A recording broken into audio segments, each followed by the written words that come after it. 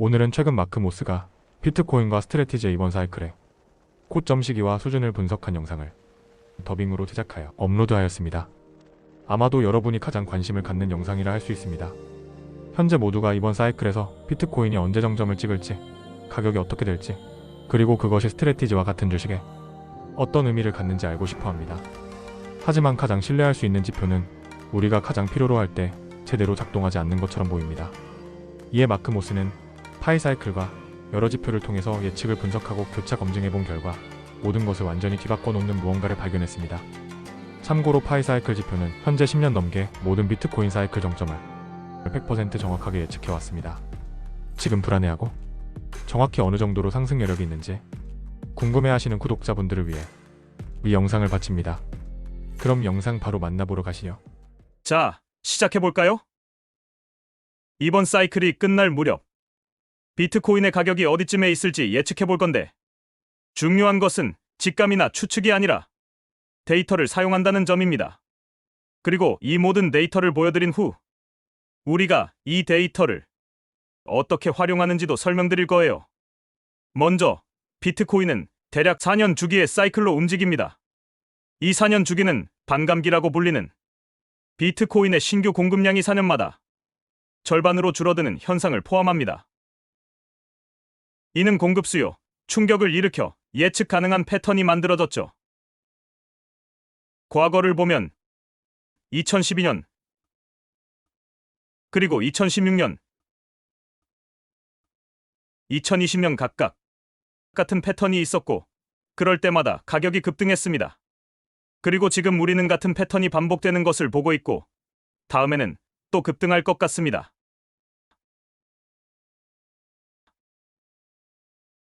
차트를 보면 반감기가 발생한 지점마다 정점이 생겼습니다. 보통 최고점 이후 12개월에서 18개월 후에 바닥을 찍었으며, 그리고 반감기 이후 1에서 2년 후에 고점이 발생합니다.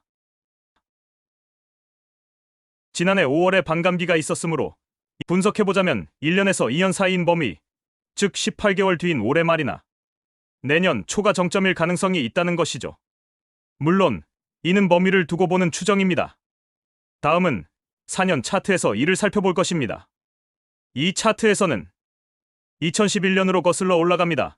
녹색 막대가 상승, 빨간색 막대가 하락한 해입니다. 3년 상승, 1년 조정, 구조를 확인할 수 있고 올해는 상승하는 해이며, 이제 과연 다음에는 어떠한 일이 일어날까요? 하지만 비트코인의 변동성이 너무 크다고 생각하는 사람이 있다면 이 가격 변화를 주목해 보시기 바랍니다. 이제 우리는 어떻게 가격이 변화할지 알아볼 것입니다.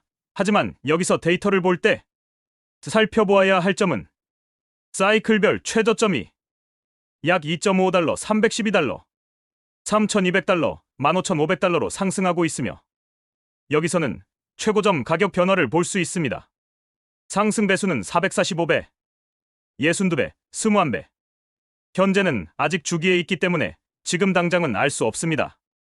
대수의 법칙에 따라 숫자가 커질수록 상승 여력은 줄어드는 법이죠. 주기별 수익률은 44,000%, 6,000%, 2,000%대이며 이번 반감기는 진행 중에 있습니다. 이제 이것을 이용해서 이번 반감기의 가격을 예측해 보겠습니다. 시간보다는 가격이 중요합니다. 몇 가지 고려사항이 있습니다. 우선 첫 번째는 파이 사이클 지표는 현재 가장 정확하다는 것입니다. 마치 투자의 성배와 같습니다. 대부분 정확히 예측하였습니다. 하지만 금융 지표의 경우 우리는 하나의 지표만을 활용하지는 않습니다. 우리는 여러 지표를 활용하여 이 모든 것이 어떠한 의미를 갖는지 분석해 볼 것입니다. 먼저 파이 사이클 지표를 살펴보고 다른 지표들을 살펴본 후 이것이 비트코인과 과거 마이크로 스트래티지, 현재 스트래티지와 같은 비트코인 재무 전략을 갖는 회사에게 어떠한 의미를 갖는지 분석해 볼 것입니다.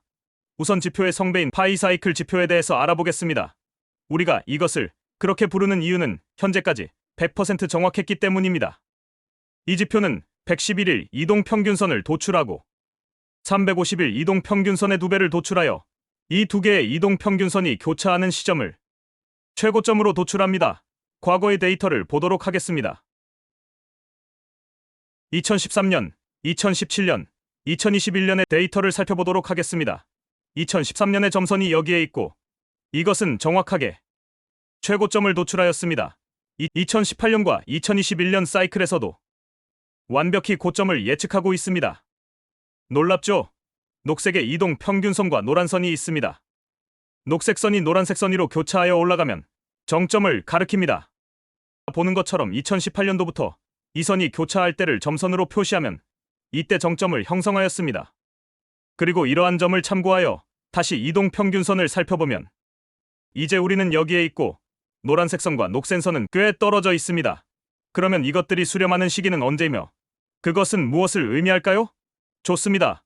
한번 살펴보죠. 하지만 우리는 맹목적으로 이 지표만을 보지 않고 다른 지표도 살펴볼 것입니다.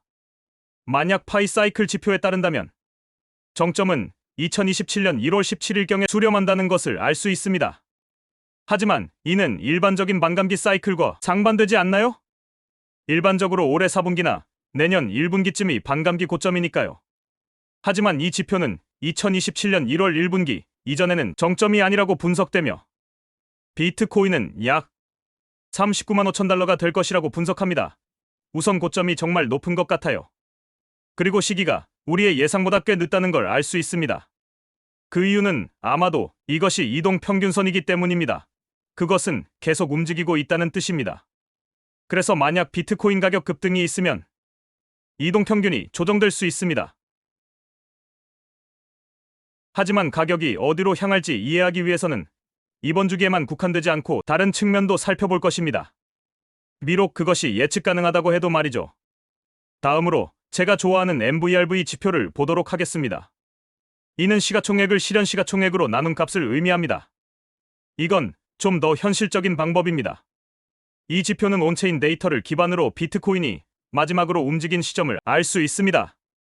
비트코인 네트워크는 익명이기 때문에 지갑을 누가 소유하는지 등은 알 수 없지만 개인 지갑이 아니어서 그 흐름을 볼 수는 있습니다. 그래서 우리는 마지막으로 비트코인을 옮긴 시점이나 그 가격이 얼마였는지, 그 사람이 얼마나 많은 이익이나 손실을 보았는지 확인할 수 있습니다. 이제 이 차트를 확인해 보시죠. 이 차트는 비트코인 매거진 프로에서 확인 가능합니다. 우리가 볼 수 있는 것은 MVRV, 즉 이 빨간색 선이 여기처럼 급등할 때 그것은 시장이 정점에 다다랐다는 신호라는 것입니다. 이 역시 가격이 급등했을 때, 그리고 또 가격이 급등했을 때 시장에서 정점을 찍고 있습니다. 패턴을 숙지해보면 좋습니다. 그럼 우리는 어디에 있는 걸까요? 아직 가격이 급등한 단계는 아니고 이는 아직 시장의 최고점에 도달하지 못했다는 의미일 것입니다. 이제 우리가 해야 할 일은 몇 개의 선과 몇 개의 패턴을 가져와서 현재 적용해보는 것입니다. 보수적으로는 약 14만 달러, 현실적으로는 약 20만 달러 수준이 정점일 수 있다고 해석됩니다. 하지만 이것 역시 움직이고 있습니다. 따라서 이 영상의 끝부분에서 이 지표를 어떻게 사용하는지 말씀드리겠습니다. 첫 번째 파이 사이클 지수에서는 395K, 두 번째 MVRV에서는 140K에서 200K까지 200K에 더 가깝다고 정리해 보겠습니다. 자, 이제 우리가 좋아하는 다른 지표를 살펴보겠습니다. 세 번째는 피보나치 확장 지표입니다. 아마 제가 싫어하는 지표 중 하나일 겁니다. 하지만 이 기술적 분석은 트레이더가 되고 싶어하는 사람들은 이것이 무엇인지 정확히 아실 겁니다. 이는 기본적으로 가격 수준의 수학적 또는 기술적 수준을 의미하며 상승 또는 하락할 수 있는 수준을 의미합니다. 그래서 이 지표는 이전 사이클의 기술적 수준을 의미합니다. 수학에 기반을 둔 것입니다. 제 이전 파트너 중 한 명은 기술적 분석에 있어서 놀라운 능력자였습니다. 저는 그것을 차입을 잇는 것이라고 불렀습니다. 피보나치 수열은 가격 상승을 막을 수 있는 저항 수준과 가격 하락을 막을 수 있는 지지 수준을 식별합니다. 만약 당신이 트레이더로서 피보나치 수준을 살펴보면 우리가 보는 확장은 보수적인 케이스, 기본적인 케이스, 낙관적인 케이스를 기반으로 예측되고 있다는 것을 알 수 있습니다. 비트코인은 145K 가격대 어딘가에 있을 수도 있고 170K까지 갈 수도 있고 아마도 220K까지 올라갈 수도 있을 겁니다. 베어 케이스 145K, 미드 케이스 170K, 불 케이스 220K입니다. MVRV는 어떻게 도출됐나요? 그것 역시 145에서 220으로 도출되었습니다. 그래서 우리는 거기에서 몇 가지 요인들이 겹쳐지는 것을 분석하였습니다. 하이 사이클, MVRV, 피보나치 확장을 적용하면 무엇이 나올까요? 이 세 지표는 다시 140K에서 220K 사이 범위를 가리키고 있습니다. 타임라인은 2027년보다 훨씬 빨라질 것 같습니다. 이를 교차 검증하고 수렴하면 가격 수준에 대한 확신이 더 커집니다. 그러니까 그 평균 어딘가 175에서 180이 잠재적 주기의 정점이 될 수 있을 것입니다. 거기에 도착하기 전까지는 알 수 없습니다. 스트래티지 주식은 기본적으로 대리자입니다. 이는 비트코인을 레버리지로 플레이하는 방법입니다. 다른 자산과 비교하여 살펴보면 2020년 8월 10일 이후 채권 가격이 4% 하락했습니다. 부동산은 연간 6%, 금은 10% 상승했으며 S&P 500은 14% 상승했습니다. 매그니피센트 세븐은 27%, 비트코인은 58% 상승했으며 스트래티지는 2배인 101% 상승했습니다. 누적적으로 3093% 상승한 반면 비트코인은 885% 상승했습니다. 지난 12개월 역시 비슷한 패턴입니다. 채권은 제자리이며 부동산은 6%, S&P 500은 17%, 금은 40%나 올랐습니다. 비트코인이 74% 상승했습니다. 마이크로 스트래티지는 134%로 거의 2배 가까이 상승했습니다. 그렇다면 스트래티지가 비트코인을 레버리지로 운용하는 방법이라면 그 가격은 어떻게 될까요? 익숙한 몇 가지 지표를 사용해서 이를 살펴보도록 하겠습니다. 현재 우리는 사용할 수 있는 온체인 데이터는 없지만 비트코인을 지표로 사용하여 배수로 어떻게 움직이는지 살펴볼 수 있습니다. 이제 몇 가지 사항을 살펴볼 것입니다. 이 회사는 현재 약 60만 개의 비트코인을 보유 중입니다. 그래서 가정할 때 고려해야 할 몇 가지 사항이 있습니다. 정점에 도달할 때쯤이면 비트코인이 얼마나 더 많이 보유할 것인가입니다. 확실히는 모르지만 우리는 약 60만 개를 기준으로 사용할 겁니다. 그리고 분석 과정에서 우리는 140, 170, 220의 피보나치 목표를 살펴볼 것입니다. 그리고 그들이 거래하는 프리미엄이나 멀티플을 살펴봐야 합니다. 그러면 먼저 피보나치 확장을 살펴보겠습니다. 비트코인 확장을 기준으로 기본 케이스, 중간 케이스, 상승 케이스가 있습니다. 우리가 볼 수 있는 것은 마이크로 스트래티지가 이번 주기에 최대 1300달러까지 올라갈 수 있다는 것입니다. 정말 놀라운 성장이죠. 하지만 저는 비트코인 가격과 멀티플을 기준으로 좀 더 살펴보고 싶습니다. 비트코인이 목표 가격 170에 도달하면, 참고로 아까 범위가 140에서 220 정도였던 걸 기억하세요. 그렇다면 170에 도달하면 스트래티지가 보유한 비트코인의 양에 대한 엔나브라고 부르는 것에 대한 멀티플로 어느 정도 수준일까요? 우리는 2배쯤 될 것이라고 가정해봅니다. 스트래티지가 사이클 정점에서 어느 정도 비트코인을 보유할지 정확히는 알 수 없기 때문에 그들이 65만 비트코인을 확보한다고 가정해보겠습니다. 그렇게 되면 마이크로 스트래티지의 주당 가격은 약 1000달러까지 올라갈 것입니다. 만약 스트래티지의 보유량이 올라가면, 예를 들어 70만 BTC를 보유하게 되면 주당 1000달러를 넘을 것입니다. 그들은 더 높은 엔나브 멀티플을 얻을 수 있을까요? 그럴 수 있다고 생각합니다. 그 이유를 잠시 후에 설명하겠습니다. 그럼 스트래티지가 70만 비트코인에 도달했다고 가정해봅니다. 그들은 최근 STRC로 25억 달러를 모으는 등 70만에 도달하거나 넘어설 수 있습니다. 3배 멀티플의 스트래티지 주식 가격은 최대 1610달러까지 오를 수 있습니다. 정말 대단할 겁니다. 그럼 왜 그들이 잠재적으로 그렇게 높은 멀티플을 얻을 수 있다고 생각할까요? 이 차트를 보겠습니다. 최근 스트래티지의 2분기 실적에 대해서는 약 2시간 동안의 컨퍼런스 콜에서 알아보겠습니다. 그들이 하는 일은 인기 있는 상품을 판매하는 것입니다. 그래서 그들은 지금까지 4개를 출시했습니다. 스트라이크, 스트라이프, 스트라이드, 그리고 이제 스트레치입니다. 그들은 비트코인으로 뒷받침되는 신용과 주식 상품을 시장에 판매합니다. 수백조 달러 규모의 다른 상품은 비트코인을 살 수 없는 의무에 묶여 있습니다. 이에 대한 수요가 엄청나며 이로 인해 비트코인에 대한 레버리지 플레이가 생겨나고 있습니다. 그래서 그들은 그 제품을 판매하면서 더 많은 비트코인을 사고 있습니다.